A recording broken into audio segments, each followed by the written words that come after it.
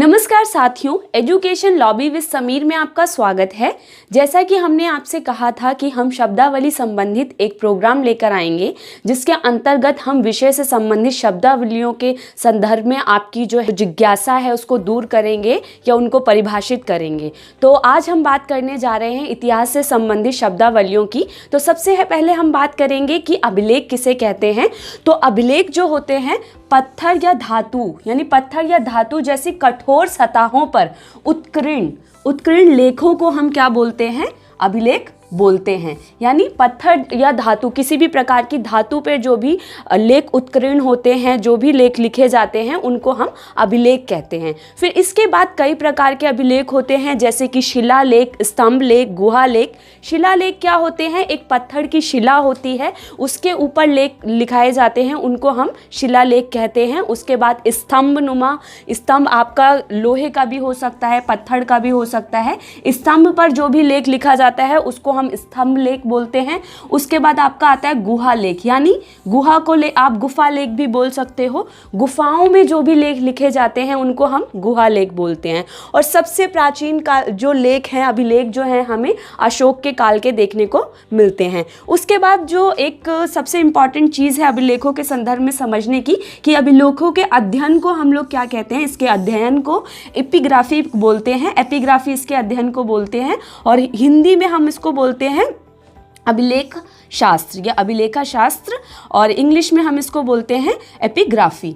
और कई बार ऐसा होता है कि देवनागरी में भी ये लिखा हुआ आ जाता है, तो इसलिए आपको पता होना चाहिए कि अभिलेखों के अध्ययन को एपिग्राफी बोलते हैं। फिर हम बात करेंगे आहत सिक्कों की या पंचमार्क सिक्कों की। आहत एवं पंचमार्क सिक्के। आहत सिक्के क्यों कहते हैं इनको? इन पर आहत करके यानी ठप्पा मार के जो है इनको बनाया जाता था, इसीलिए इनको आहत सिक्के कहा जाता है। और कई प्रकार के चिन्हों का उपयोग भी इसमें किया जाता था।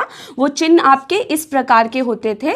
इन प्रकार के चिन्हों का उपयोग इन सिक्कों पर किया जाता था। और सबसे पहले जो है हिंद यूनानी शासक जो थे, उन्होंने 5वीं सदी ईसा पूर्व में जो है आहत सिक्कों को बनवाना शुरू किया था। और भारत के प्राचीनतम सिक्के आहत सिक्के थे। कौन से सिक्के? प्राचीनतम सिक्के जो थे भारत के, वो आहत सिक्के थे। और सिक्कों के अध्ययन को क्या कहते हैं, या मुद्रा के अध्ययन को क्या कहते हैं? तो मुद्रा शास्त्र जो है, मुद्रा शास्त्र हम सिक्कों के अध्ययन को कहते हैं। इंग्लिश में बोलते हैं न्यूमिस्मैटिक्स।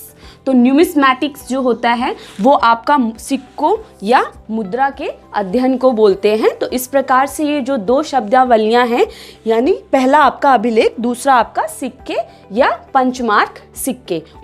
अर्थात समग्र रूप से हम बात करें तो अभिलेख क्या होते हैं?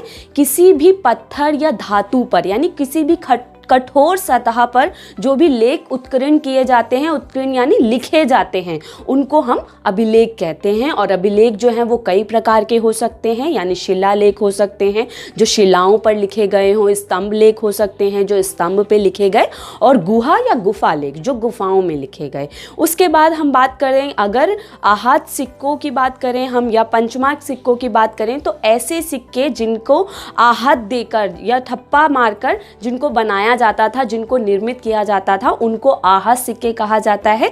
और सबसे पहले जो है, सबसे प्राचीनतम जो सिक्के थे वो आहत सिक्के ही थे, जो 5वीं सदी ईसा पूर्व के आसपास जो है भारत में बने।